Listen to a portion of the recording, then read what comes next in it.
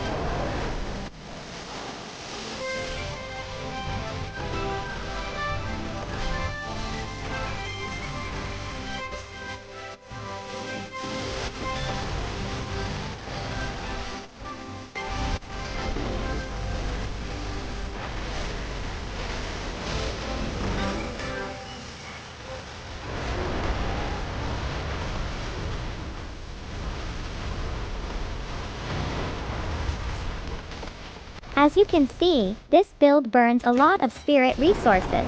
To make it more effective, we made adjustments to gear, skill, and Paragon board. Luckily for us, the upcoming patch 1.1.1 buffs our main resource generator. It increases spirit generation for all basic attacks. Spoiler alert, this run took us 7 minutes. Can it be faster? Of course yes. We were not particularly doing optimal pathing, and picking up items, gold along the way. And since experience is capped at monsters 10 levels above you, my guess is them trying to prevent power leveling. Because each monster level above character gives 1.5% bonus experience, and it stops at 15%. So in theory, farming experience would be faster if we do NMD tier 33 due to faster kill. But we specifically picked higher tier to demonstrate the strength of this build. Of course, you can push higher tiers than this as well, but it becomes diminishing return, a trade-off between clear speed, drop rate, and experience. For us, we are not even running most optimal build yet. For example, as you can see here, our glyphs are not even level 15 where you see range increase. Next, let's go over the build. I initially wanted to make a lightning storm build at the start of season, because I tried wolf build and absolutely hated single targeting as main attack. But it requires Tempest Roar unique, and then this helm dropped. While not required, but this massively boosts our survivability, as we constantly have Fortify up. This also makes all our skills were bear tagged. And this synergy very well with Insatiable Fury, which grants 3 ranks to all Werbear skills. Yes, this includes the Earth skills that are modified by Vasily. For gem slot, we use Sapphire to boost damage reduction further while fortified. Next is Glove. Main stats you want to look for is basically what I have here. plus attack speed, plus lucky hit chance, plus critical strike chance, and importantly plus ranks of our main damage Pulverize. This also make Pulverize Earth tagged, which will be further boosted by plus Earth damage. Next is Pant. This is where most of your defense come from. Main stats to look for are plus total armor, plus armor while in warbear form, damage reduction while fortified, and damage reduction. We then use aspect to further boost armor when deal any form of damage. Unfortunately, while resistance still bugged, for explanation see our previous video. Armor is still the best defense stat in this game right now. Next is boot. I can't stress enough movement speed here is very important. To a point I won't even consider them if they don't have plus movement speed. Other main stats to look for are dodge chance and spirit reduction. For aspect, we use earth skill slow enemy hit. Remember our main warbear skill is now also earth skill? Both aspects complement each other well. Next is weapon. We have two-hand axe which gives plus damage to healthy enemies. This applies when they have 80% or higher health, including full health. This greatly helps with one-shot monsters. But if you're having trouble killing elites, you can try staff which gives plus damage to enemies under crowd control. The main stats here are plus critical strike damage of all kinds, plus vulnerable damage, plus core skill damage. Aspect essentially makes Pulverize range area attack. We want to use it in two-handed weapon for 200% boost to aspect damage. Next are rings. Main stats we want here are identical for both rings. Plus critical strike chance, plus lucky hit chance, plus critical strike damage of all sorts, plus maximum life. Aspects are increased duration of Grizzly Rage and damage. We want this ultimate to be active constantly. I have crit damage for Earth skill on the other aspect, but I want store resource when crowd control enemy here, so swapping out once I find it. Technically we have access to that from vendor, but that version is just so weak. Only gain 1 resource out of 4 possible range. And since this is season 1, we will be putting Malignant Heart in gem slot. This devious heart will constantly be pulling enemies as long as Grizzly Rage is active. On the other ring we just added more form of crowd control. Next is Amulet. Since Amulet gives 150% boost to aspect power, we want our second most important aspect here. Core skill deal increased damage based on amount of fortify. And remember, we have constant fortify up.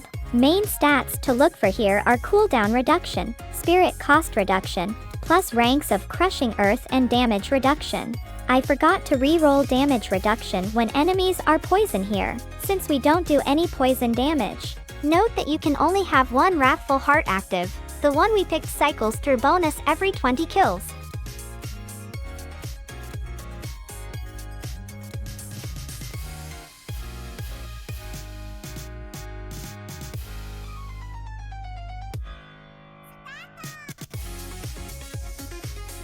For skill tree, we start with Earth Spike because it is Earth skill and range. You see more ranks here because our chest piece gives plus 3 ranks to all warbear skill, and Earth skill is warbear skill because Helm Vasily's Prayer. Enhanced for added crowd control when fighting boss. Fierce for more survivability. Pulverize as main attack, so put max points here. Enhanced for more overpower damage. Primal to reduce 20% enemies damage. Again, higher survivability. Heart of the Wild to unlock. Abundance for more resource generation from Earth Spike. Wild Impulse to increase core skill damage. You can make a point here about we are restrained on resource. But note that less cost lot less damage means more attack, which translated into more animation that reduces clear speed. Predatory Instinct to increase close enemies crit chance. Iron for easy choice to reduce damage while in warbear form. Remember that we are in perma warbear form and all our skills have warbear tags. 1 point into Earthen Bulwark for barrier. Enhanced to be unstoppable. Preserving to grant base life as fortify. 1 point into Debilitating Roar to reduce enemies damage dealt. Enhanced to add base life as fortify. Preserving heals for 4% max life each second. A form of heal outside potion is nice to have. Ancestral Fortitude for resistance. Until resistance is reworked, only putting 1 point here. Vigilance for damage reduction after using defense skill. Since we have 2, you want to cycle through them for longer battle. Skipping all companion skills. 1 point into Trample. We mainly want this for movement and knockback stun effect. Try to position trample enemy into walls for added stun. Enhance to unlock next skill, since damage doesn't matter much here. Savage for spirit generation. Crushing Earth to increase Earth skill damage to crowd-controlled enemies. Safeguard for fortification when crit. As you've seen previously, we have between 40 to 50% crit chance. Stone Guard for increased Earth skill damage while fortify over 50% max life. Moving on, ultimate is Grizzly Rage. This makes us unstoppable. 20% bonus damage increases 3% each second, 20% damage reduction. Plus our aspect, which further boosts critical strike. Prime to increase unstoppable duration. Supreme gain base life as fortify per second while Grizzly Rage is active. Defiance just pure damage boost, since our skills are Earth. Circle of Life heals us when we consume Spirit. Natural Disaster increase damage to vulnerable. Lastly, Earthen Might to give chance on lucky hit, which then restores Spirit and guarantee crit. This chance is increased by crit and CC. 4 Spirit Boons. Wariness for reduced damage from elite. Scythe Talons to increase crit chance. Calamity to extend Grizzly Rage. Calm Before the Storm for Grizzly cooldown reduction. Masochistic for lucky hit chance heal with shapeshifting tag. For Paragon board, start by grabbing both max life armor and damage.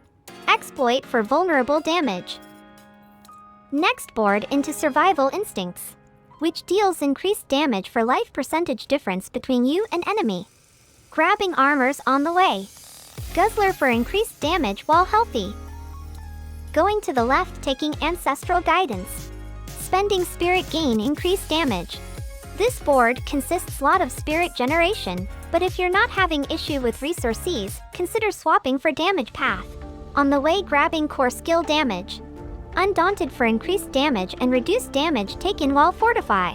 Next I will be going into Inner Beast board, and Werbear for increased damage and damage reduction while in Werbear form.